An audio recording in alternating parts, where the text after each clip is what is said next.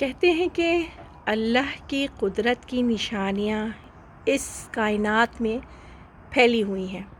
صرف ان کو دیکھنے سمجھنے کے لیے ایک رشد چاہیے ہوتا ہے، اور اللہ تعالیٰ جس کو چاہے اسے نواز دے.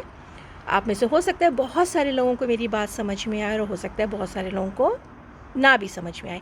اس وقت میں آپ کو جو چیز دکھانے جا رہی ہوں نا، وہ ہے مطلب آپ اس چیز کو کہنا چاہیے نا کہ سمجھنے کی کوشش کیجیے گا کہ میں کیا سمجھانا چاہ رہی ہوں. دیکھیں، یہ ایک چرچ ہے، ادھر سورج ہے جو کہ ابھی ظاہر یہاں سے نظر نہیں آ رہا ہے. یہ چرچ ہے، اور یہ دیکھیں یہ ایک بلڈنگ ہے.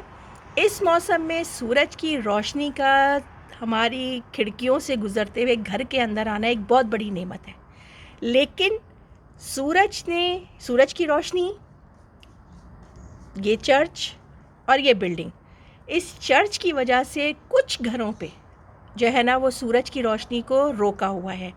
تو اللہ تعالیٰ کے حکم سے ہی اس دنیا میں وہ جس کو چاہتا ہے اپنی رحمت سے نوازتا ہے، جس کو چاہتا ہے نفع دیتا ہے.